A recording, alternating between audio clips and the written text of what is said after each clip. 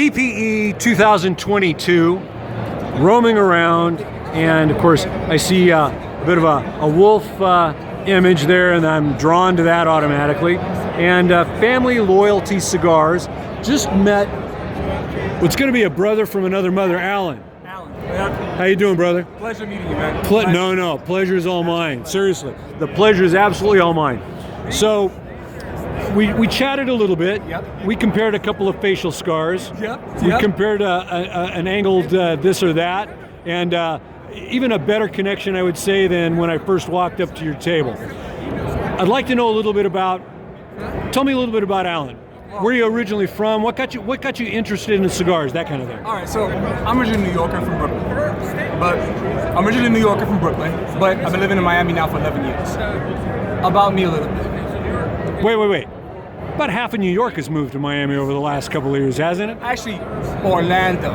Yeah. Most Puerto Ricans are Orlando. Yeah. So I'm the minority in Miami. You are. Yes, in your actually, own family. Listen, the majority in Miami is Cuban and Venezuelan. Yeah. So I'm the minority. Like we're Orlando, good story. Okay. Now, that being said, Family Loyalty, I started smoking cigars almost 22 years ago. How old were you? I was 20. Right? Yeah, I was 17. I was 20 years old, and how did I like cigars? I'm gonna tell you, Sopranos. Let me be honest. Okay. I was watching Sopranos. Man, that looks amazing. And then happens, the guy I work with, Keith, at CBS Digital Media Group 20 years ago, loves cigars. And guess what? He lives in Pennsylvania like I did, and he was commuting from Pennsylvania to New York. So I said to him, hey, why don't we commute together? He had a cigar in the car. Want one?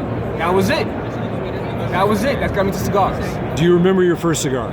Honestly, I wish I did. I don't. Yeah, a lot of people don't, but I'm just curious. Yeah. I don't. But here's what I can tell you. He started giving me full body sticks.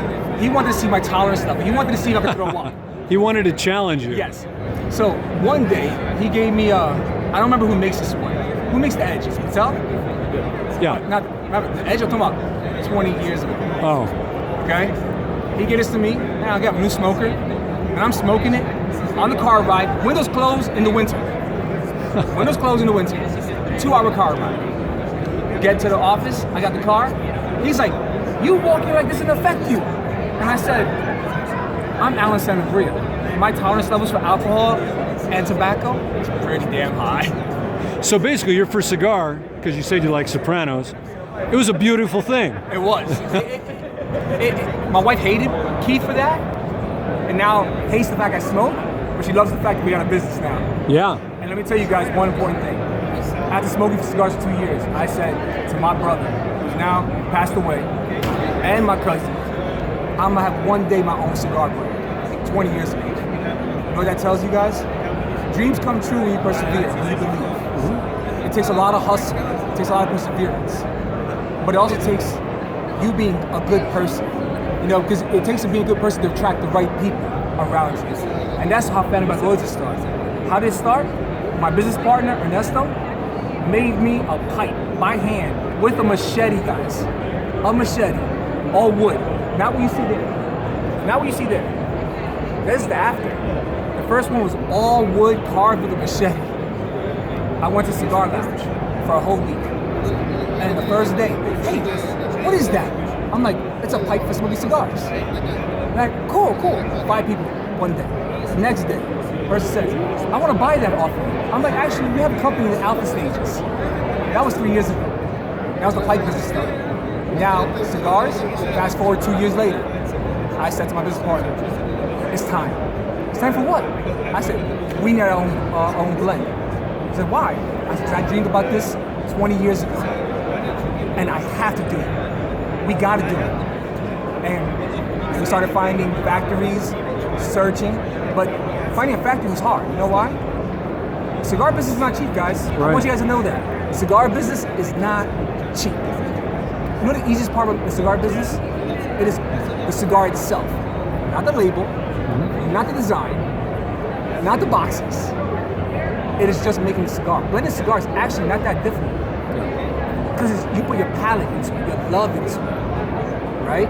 That's the easy part. Marketing, hard. Branding, hard. Design, hard. Delays can't help, right? So that Family Loyalty has now brought us to this point today, TPE, where I am so honored, humbled, and honestly proud of me and my partner to actually arrive here. Is this your first TPE? First TPE. Beautiful, man, beautiful. Yeah, because we released our first cigar in July of 2021, which was Frecky and Jerry, our first 2 lines. Right? And that's probably a very difficult time period to try to do so. So there's a lot of adapt, improvise, and overcome in you and your company. Not only that, I lost my brother a month and a half ago. Very sorry to hear. You know, and it's been really hard. But guess what, though? Gotta persevere and move forward. My brother would not want me to stop what I'm doing, right? And guess what, guys? This has been a dream come true, and I'm gonna keep pushing forward hard, right? Never let up, brother. You know, and all I can say to you guys is this: the cigar community is beautiful. We wouldn't be here today if it wasn't for him, and I only have one business partner. Not getting paid. They believe in us and our brand and what we stand for. And what do we stand for? You don't gotta be blood to be family. The cigar community pushes that hard. Brother to the leaf, sister to the leaf, right? And that's why we started our company. Because we believe in the community. We believe in what we're building. We're making cigars for cigar smokers. We're not buying cigars from other people and just reselling them. No, we're blending our sticks with what we enjoy, and hopefully you and everybody else enjoys them just as well. I hear you. So, originally from Brooklyn, and that has come out a few times here. I love how that just organically, I bring that out in some people, and like I said, you and I are getting along really well. Yes. I could kind of see it when you first walked up. I was like, okay, yeah. So, when did you move to Miami? So we moved to Miami back in 2011. Okay. You guys remember when the economy crashed, 2008? Mm-hmm. So, What? That happened? So I didn't know. I'm gonna be really honest with you guys. The first one's gonna hear this. My wife and I and my kids, we lost our house in Pennsylvania in 2011. We lost our 2 cars. We literally lost everything. We drove. No, actually, bullshit. I drove with my nephew in a 1985 Volvo with no AC, with barely $30 to my name, from Pennsylvania to Miami. Right? And for 1 year, me, my 2 kids, and my wife slept on an air mattress. At a relative's house, I imagine? I rent the place living check to check. Okay, yeah. And so I started hustling, working multiple jobs, and really getting in. Yeah. And rebuilding my life. You know what I taught? What kind of work were you doing when you landed in Miami? Programming. Programming? Yeah, I still do that. Yeah. Guys, listen, I'm still hustling. I'm still programming in the daytime and still trying to. You have to be multifaceted. Yes. Yeah. So that's what led to moving to Miami. We just lost everything. Yeah. And we needed a change. Right? It was a horrible time for our family. We needed a change, but we persevered. And that's important. And that's also what Family Loyalty stands for. Perseverance. Loyalty to each other. Mm-hmm. Right? And fast forward 16 years later when I met my partner through my wife. Right? But now, Miami, Pennsylvania, New York, right? New Jersey, I lived in all those states. Yeah. Puerto Rico, lived in Puerto Rico as well. Bounce back every once in a while? As a kid, I lived in homeless shelters with my mom. New Jersey, New York, we lived in aunt's house, uncle's house, best friend's house, right? But it didn't make me worse. It didn't make me bitter. It made me want to be more moral, morally upright. It made me more humble. It made me appreciate life and the relationships we make. Absolutely. Right? Absolutely. Yeah. I hear you, brother. It's coming out. I mean, seriously.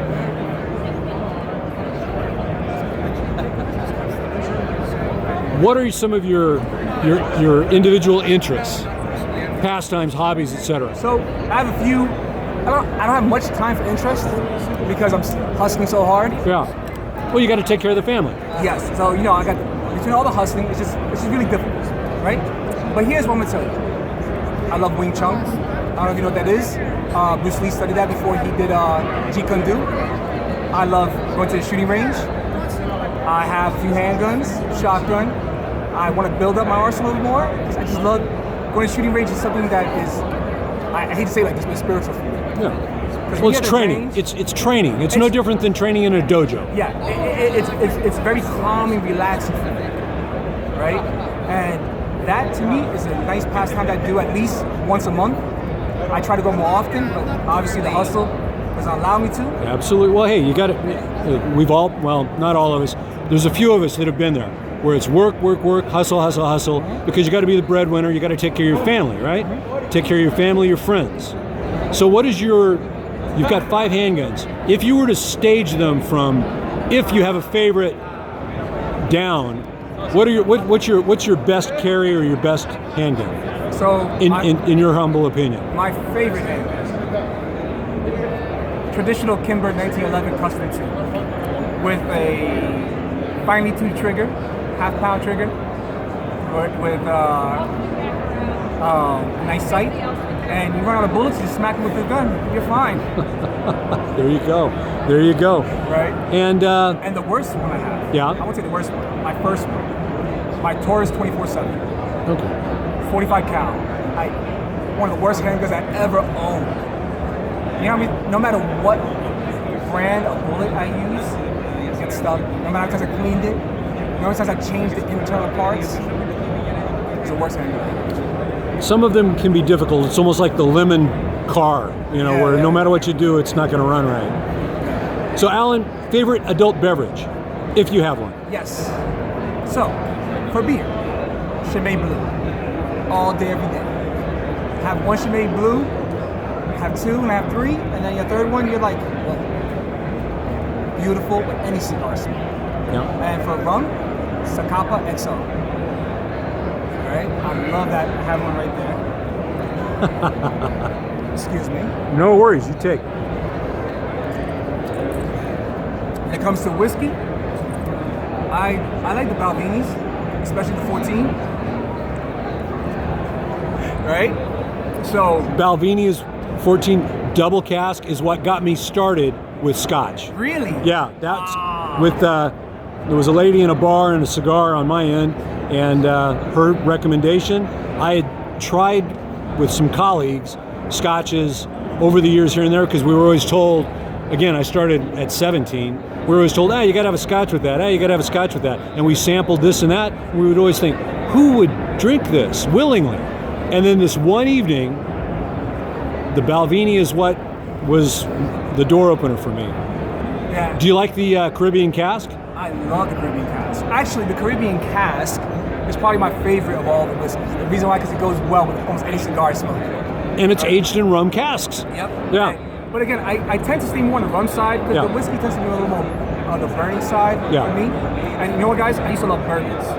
When I lived in Pennsylvania, I pretty much drank only bourbons. But now my stomach can't handle the bourbons anymore. It just it leaves me in a bad state. I'm sorry to hear that. So, but I don't mix my drinks. Yeah. Straight. On the rock, or straight. I don't like fruit drinks. Yeah, fruity drink, and all the additives, why Now, bother? if I'm at a place where they don't have high-end stuff, I'm like, all right, let me figure out what I'm gonna do here. Very good. Well, Alan, what do we have that's new for 2022 from Family Loyalty? All right, I'll tell you right now. So we got, And we can pop up over to the counter if you want. so when we started, excuse me, when we started last year, we started with these 2 brands, Jerry and Frecky. These are released right now for 2020. These are released in 2022, but this is how we started our brand, Family by Loyalty. Frecky and Jerry. Frecky and Jerry. Frecky is the Mexican San Andres. Jerry is Ecuadorian Habano. Now, both these cigars have the same binder and filler. Criollo 98 binder, filler, Criollo 98, Corojo, Nicaraguan Ligero, and Pennsylvania Broadleaf. Both cigars have 3 transitions. Okay? Both cigars start off mild. When it hits that second third, about halfway through the second third, it's a medium, and then when it gets down to the final third, the beginning of the final third, medium to full. Now, the reason why we started with these 2 brands is because my business partner, we said, hey, we're the same, but we're different, right? So that's why we made the binder and filler exactly the same, and the wrapper different. Now, let's talk about the differences now. When you smoke Jerry, you are in a bakery. That retrohale, I get French bread, nutmeg, cinnamon, right? You feel like you're just a room of baking spices. It's absolutely phenomenal. And guess what? It starts off mild. Guys, don't shoot this down because it turns into a medium to full. I promise you will experience a great experience. Now, with Frecky, this is a San Andreas, Mexican. But let me tell you this, guys, it starts off mild as well. But you get a chocolate, espresso, that retrohale, that floral, right? And especially at the end, the final third, full body and white pepper. And I didn't tell you. What was that last? White pepper. Okay, white pepper. Now, Jerry, I didn't say that one thing. Jerry's full of white pepper throughout the whole cigar. Okay. So if you're a white pepper fan, guys, that's a cigar for you. Now, when we released in 2022, these sticks right here, Hati and Skull, also have the same binder and filler. But Hati's in Connecticut, right? Skull is Brazil, Cuba. Now, the binder on both of these is Criollo 98. The filler on these is Corojo and Nicaraguan Ligero. But let me tell you, this Hati is a beautiful, creamy, flavorful, mild smoke. And I guess that final third, guys, spice, white pepper, medium. Skull starts off medium. Has a chocolate. I never tasted leather, guys, but it kind of reminds me of leather, right? And hints of white pepper. But once it gets to that second third, full body. Now we'll talk our top tier stick. Fenrir, Indonesian Sumatra, wrapper and binder. Filler, Nicaragua, Cubano 98, right? This cigar right here, it's a beautiful medium stick from the very get-go. And guess what? I promise you the retrohale will not make you tear or cry. It is so smooth, it's so delicious, and you're not going to put the stick down. Especially because the second half is now a full body stick. So of all our sticks, this becomes the strongest of all. Right. But to me, it's my baby. This is also has a pigtail, box press, covered foot. Beautiful. And beyond our cigars, we make handmade pipes. And you make the handmade cigar pipes. Yep. Yeah. So now, all by hand. He makes them right there. He carved this out. Right? All these woods have been tested to handle the cherry of a cigar, which handles up to 650 degrees Fahrenheit. Okay. Right? And what this pipe is for, it's not to smoke the entire stick. It's meant to smoke it when you get down to the last 3 to 2.5 inches. And then when you smoke it down, right to here if you want to. Well, I got news for you, brother. That's exactly what I do, because some of the old comedians in the Hollywood era of like the 30s, 40s, 50s, some of those guys, when they would go golfing, they'd be smoking cigars. They would smoke them all the way down to the nub. And you know why? Because when they didn't have the money that they had then, back when they were young guys, they had to smoke it all the way down to really enjoy it. Plus, they wanted to enjoy it. But you've got a product in these pipes that replaces or maybe even surpasses the cigar spikes that we have a couple of. So here's one thing about pipes, guys. A lot of people say, hey, will the pipe change how my cigar smells?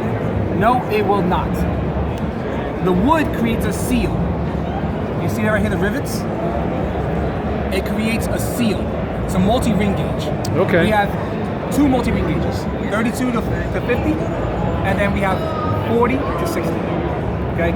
Now, when it creates that seal, what happens is this. No air. When you pull a cigar, you hear?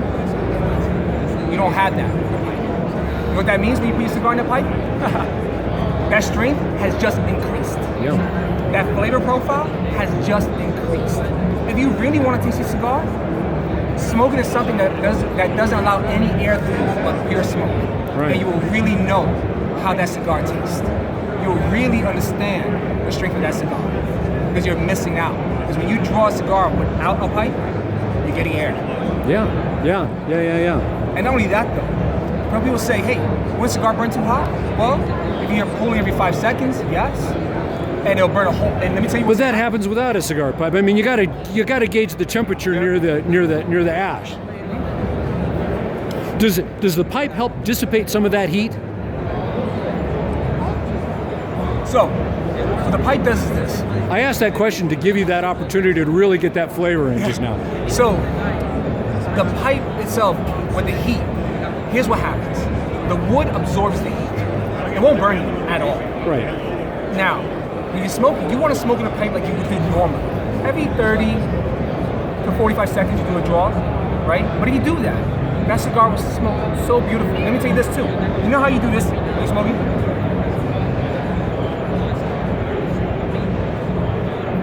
To draw out the smoke, the pipe, because there's no air, pulls that smoke right through. Right. So you get an abundance of smoke. So it acts as like the high-end flashlight guys, or even firearms guys, because we were talking about firearms.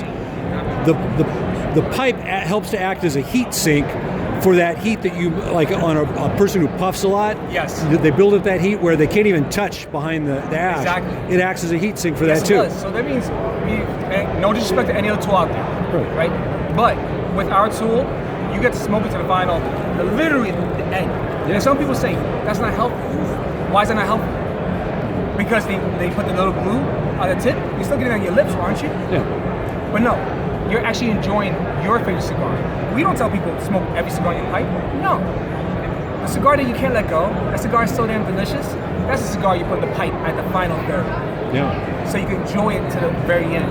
Because listen, guys, the cigar business is not a cheap business. No. So if you're gonna smoke, let's say an Atabay, it's a $33 cigar, right? Now, are you gonna throw away an inch and a half? Are you gonna throw away 2 inches? Are you gonna burn your lips, your mustache, your beard, your fingers? Yeah. With this allows you to smoke it all the way to the end. Another thing that people do, guys, I'm not saying I recommend this, but I do it myself. If you only have 30 minutes to smoke, you can light your cigar, you can let it sit, and relight it later. Now, with the pipe, you can say, well, I'm gonna clip it right here. That's about 30 minutes. I'm not gonna damage my cigar. I'm gonna put it right in the pipe and smoke it down to the end. And you get a nice, full body, full flavor, intense smoke. This gives you that opportunity to divide your cigar up over the course of the day, or even maybe a couple of days. I'm glad you actually said that. People ask me, how many cigars you smoke a day? I don't know, 4 or 5. Really? You didn't ask the right question. Ask me how many full cigars I smoke in a day. Yeah. Sometimes 1. Everything in moderation. Everything in moderation. But since I love smoking cigars and I love the changing of flavor profiles, I don't smoke just my brand. Yeah. I smoke other brands. Yeah. Right? I don't know a maker who does. Yeah. So I smoke a ton of brands, right? But I like to enjoy the different flavors throughout the day. Because if I had to smoke the same cigar all day, I'll be bored out of my mind. And I can't be bored out of my mind. I just can't. No. And I have to enjoy my smokes. And the pipe allows me to do that in a way that otherwise would not be possible. Now, are your pipes available only direct from? Right now, only direct. Yeah. Because they're all handmade. Right. Right. So they're all handmade. We cannot make 1,000 in a month. We just can't. Yeah. And we stand by our quality. So if we send you a pipe, and for whatever reason something happens, you will send it right back, and we'll give you a brand new. Now, Allen, what is just a general range of retail price point on your pipes? And I realize it probably depends on material, intricacy, etc., but just a general range where folks would know. Let's just say the cheapest pipe we have, which is the Sapel wood in white oak. That starts at $90. 90. Yeah, $90. Yeah. Now, people say, wow, that's actually expensive. I said, well, it's handmade, A, quality wood, B, and it's not made in some other country, right? And let me say this, depending on the type of cigars you smoke, depending on the quality of cigars you smoke, if you're a Arturo Fuente and Atabay smoker only, this pipe will pay for itself in about 15 cigars. So this is not something that's a waste. This is an investment in your cigar smoking experience. It's not a waste of money. Matter of fact, you're saving money in the long run. Yeah. Out of all the cigars that you love and enjoy. You said it very well, brother. Said it very well. What is, retail price on cigars fluctuates depending on region, so I don't even want to touch base on that. Depends on the tobacconist that someone goes to. Yeah. Other than that, anything else that you have in your in your coiled mind there for the future? Here's what I was saying. You have your hands quite full already. So, guys, there is a limited edition cigar coming out end of this year. When? End of this year, Okay. December. I can't tell you guys what it is yet, but it's super important to me. Extremely important to me. Because it's based on the fact that I want to cry. It's based on the fact that my brother, who passed away a month and a half ago, is an honor to him that I'm gonna do yearly, and that's why this cigar is gonna be very important to me. I'm gonna travel and find the right leaves and the right flavor profile and strength to honor him, and that's all I can say about that. I think we'll leave it at that, Allen. It was an absolute pleasure to talk and to chat. We're gonna, as soon as we cut, we'll chat a little bit more. Yes. But all the very best in your endeavors, and very sorry for the loss of your brother. And it sounds like that's an absolute honorable way to remember him as well. Yeah, honestly, because it's been hard. Not gonna lie. My brother was my ride or die, my defender. So this to me means a lot. It's very, very important. But before you guys leave, by all means, please take a cigar. Will that fits do. your favorite profile. Will do.